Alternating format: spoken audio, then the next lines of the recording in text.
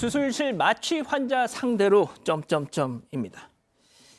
자, 이 기자, 이게 지난 2019년에 벌어진 사건이었는데 뒤늦게 재판에 넘겨진 그런 거였잖아요. 당시 정황부터 좀 정리를 해보죠. 일단 지난해 3월에 병원 징계위원회 기록이 이제 알려지면서 이 사건 자체가 드러나기 시작했습니다. 처음 이 사건이 이뤄진 거는 지난 2019년 4월이었습니다.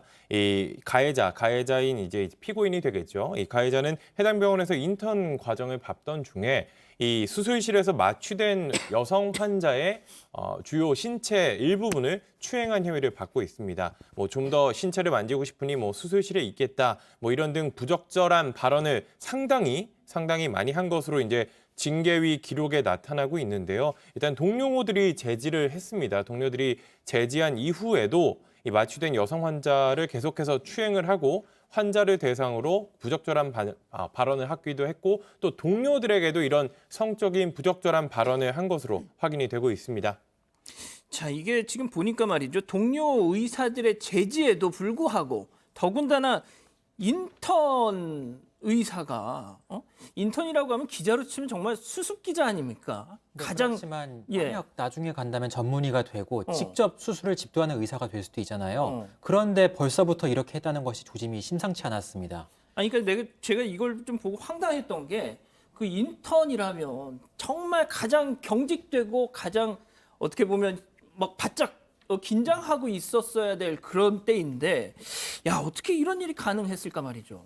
그런 행동뿐만 아니라 성희롱성 발언도 했다고 합니다. 당시 병원 내부에서 징계위원회를 열었습니다. 징계위원회를 열면서 당시 내용들이 일부 언론을 통해서 알려졌습니다. 구체적으로는 옆에 있었던 간호사들에게도 성희롱성 발언, 남자는 덩치가 큰데 여자들은 어떠냐 뭐 이런 식으로 여러 가지를 연상할 수 있는 발언들을 한다든가 그 외에도 여러 가지 발언을 했습니다. 수 이상 말씀드릴 수 없는데요. 그렇기 때문에 이렇게 발언을 한 것들이 전부 문제가 되지 않느냐는 취지로 나중에 언론을 통해서 사실관계가 공개가 됐습니다.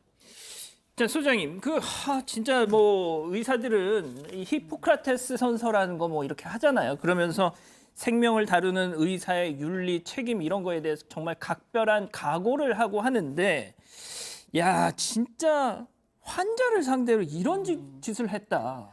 네, 우리 사회가 의사를 인정해주고 많은 혜택을 주고 존경하는 것은 우리 사람의 생명을 다루고 생명을 살려줄 수 있는 사람들이기 때문인데 이건 뭐 수술도 무서운데 의사까지 무서워야 되는 상황이 된 것 같습니다.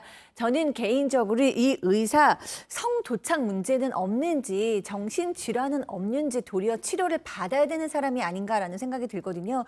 의사라고 물론 뭐 다수의 의사 선생님들은 저희 예. 건강을 돌봐주기 위해서 지금도 많이 노력하시고 고마우시고 안전한 분들이 많지만 이런 몇몇의 의사, 특히 오늘의 이 의사는 굉장히 본인부터 본인의 정신 건강부터 챙겨야 되는 사람이 아닌가라는 생각이 좀 드네요. 자, 중요한 것은 이 사실이 확인이 되고 나서 당시 그 대형 병원 어떤 조치를 취했느냐. 정직 3개월 처분했습니다. 그러니까 징계 결과가 정직이니까 나중에 복직할 수 있잖아요. 다시 의사로 수련을 받을 수 있고요. 그런 처분을 내렸습니다. 그래서 복직을 실제로 했습니다. 그래서 복직까지 버젓이 했다고 언론 보도가 나오기 시작했어요. 그랬더니 병원에서 그제서야 이 가해 의사를 병원에 복귀한 것이 문제가 됐다고 판단하고 병원에서 내보냈습니다. 내보냈다. 겨우 정직 3개월. 나중에 수련 취소 처분을 내렸는데요. 그러니까 더 이상 이 병원에서 했던 수련 그 기간이 인정받지 못하게 처분을 내린다고 밝혔습니다. 자, 변호사님, 보통 말이죠. 이건 범죄 행위잖아요. 이게 근데 그 자체 징계위원회에서 병원 자체 어떤 확인 과정을 거쳐서 이게 확인이 됐는데도 그냥 이 정도 자체 징계로 끝내고 넘어갔다. 고발을 하지 않고 말이죠. 이게 설명이 도저히 납득하기가 어려워요. 병원 측 입장은 뭐냐면 이게 이 의사가 의학적인 이유를 들어서 자기의 어떤 의학적 호기심 때문에 그런 행동을 했다라고 얘기를 하면서 그리고 그 변명이 통하지 않을 만한 명백한 증거가 없어서 그러니까 성추행인지 판단하기가 어려웠다라는 얘기를 하는데요. 글쎄요, 이거는 그냥 이 남성이 자백한 사실만 가지고도 그냥 상식적으로 성추행이에요. 강제추행이에요. 당연하죠. 어느 환자가 자신이 그 마취 상태에서 누워있는데 그런 일을 당했다고 한다면 성적 자기결정권 침해라고 생각 안 할 사람이 있습니까? 이게 그리고 의사가 중요한 게 아니라 그러니까 의도, 머릿속에 생각이 중요한 게 아니라 객관적인 행동 자체가 중요한 것이 이 범죄거든요. 예. 우리 그런 얘기 많이 하잖아요. 성추행을 해놓고 딸 같아서 아니 딸한테 그런 짓 하는 사람이 어디 있습니까? 그러니까 이거는 그 변명이 받아들여지지 않는 거예요. 이 징계위원회에서 우리는 의료기관이지 뭐 형사는 범죄는 잘 몰라요? 아니요, 그런 상황 아닙니다.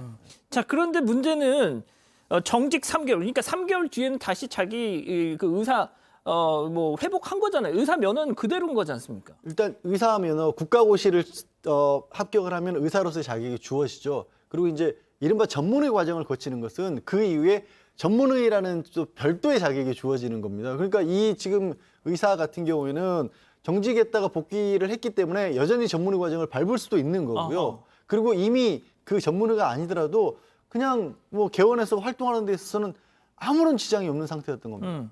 이게 지난해 청와대 청원에 올라오지 않았어요? 네, 국민청원 올라와서 8만 명 넘게 동의한 것으로 다들 기억하실 겁니다. 당시에 국민청원 내용에서 이 점을 지적했어요. 의사가 다시 될 수 있지 않느냐. 나중에 전문의가 되면 제2, 제3의 피해자가 생길 것이다. 그런데 3개월의 가벼운 징계만 받고 병원에 복귀했다. 그래서 제목에 이렇게 적었습니다. 병원을 공개하고 의사 면허를 취소해달라. 이렇게 청원했습니다. 소장님, 이게 이 사람이 지금 어디 가서 다시 병원 의사로 활동을 하고 있는지는 잘 모르겠습니다만 네. 하고 있다면 그 지금도 뭐 저러지 말라는 법 없잖아요. 네, 저는 그래서 뭐 한간에 많은 분들이 의사 면허는 불사조 면허다 뭐 이런 얘기까지 하잖아요. 근데 저는 단호하게 면허를 취소해야 될 때는 취소해야 된다고 생각을 해요. 왜냐하면 의사가 존재하는 존재 이유가 국민의 안전과 건강 아닌가요? 근데 이 의사는 저는 반드시 제2의 제3의 피해자 나타난다.